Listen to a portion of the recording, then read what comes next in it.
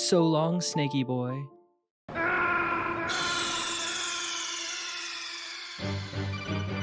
are you okay? Snake?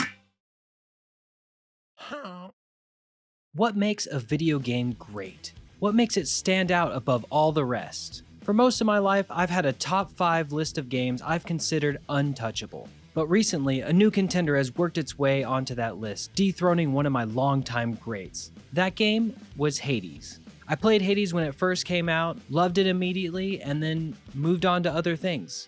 I thought my journey with the game was over. I'd escaped the underworld, beaten the game, and that was it. But then with all the buzz around Hades 2 hitting early access, I decided to revisit the original. There were a few sub-missions I hadn't completed, so I thought, why not jump back in? What I found blew me away. There was so much more I hadn't uncovered. I thought I had finished it, but it turns out there was still so much left to explore. I've probably sunk around 50 hours into Hades over the last few weeks, and I never would have guessed there was that much more to discover. This experience pushed Hades up my list so much so that it even knocked out an all-time favorite. For reference, here's my current top 5 in no particular order.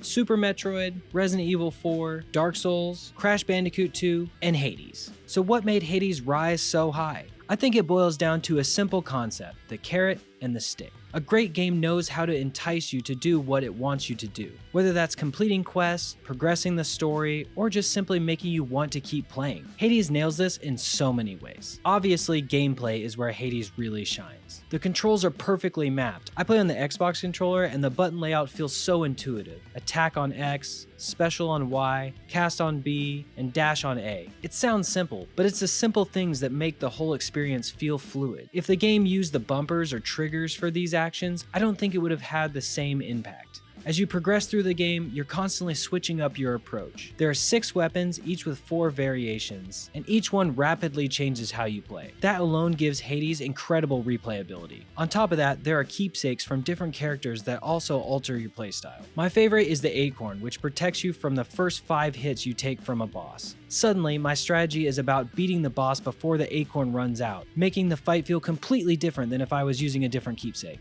The game also keeps things fresh with tons of variety. You might encounter a Chaos Gate, which takes some health up front, but offers a powerful boon at a cost, like a damage boost in exchange for having slower movement speed for 4 chambers. It's always a gamble, and it makes every run feel exciting. Even if your run doesn't go well, there's always something to progress towards, whether it's unlocking more boons from the gods or fulfilling prophecies in the House of Hades. The bosses are another standout feature. They don't just throw generic enemies at you, they actually interact with you, and their dialogue changes depending on your progress. Plus, they have multiple forms and their attacks evolve, so you never know what variation you'll get on a given run. And the music during boss fights, it's phenomenal.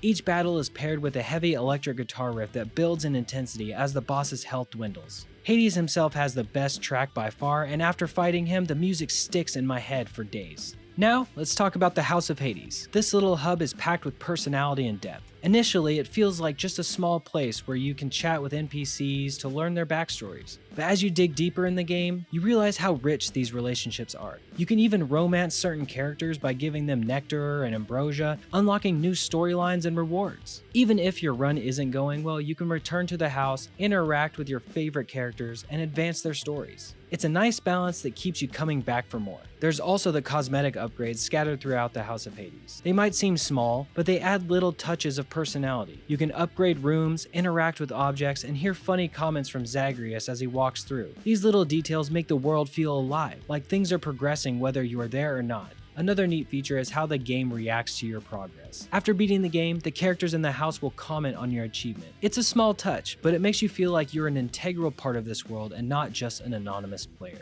Let's not forget Hades' difficulty. The Pact of Punishment is a fantastic feature that lets you add more negative effects to make the game harder, and I absolutely love that it scales with your skill level. For example, after clearing the game about 14 times, I've cranked up the difficulty by adding 7 or 8 penalties to really challenge myself. It's a great way to keep things interesting whether you're a beginner or a seasoned player. So what makes a game truly great? For me, it's about how well it keeps you engaged and enticed to keep coming back. Hades does this by making each run feel fresh, offering deep systems that reward exploration, and making you feel connected to the world and its characters. And while the story is great, it's the way everything comes together, the gameplay, progression, and world building that create a truly exceptional experience. But what do you think? What makes a game transcend from good to great in your eyes? Has there been any games recently that have dethroned one of your all-time favorites? Let me know in the comments below. And if you like this content, consider subscribing to Goose Quest. See you next time.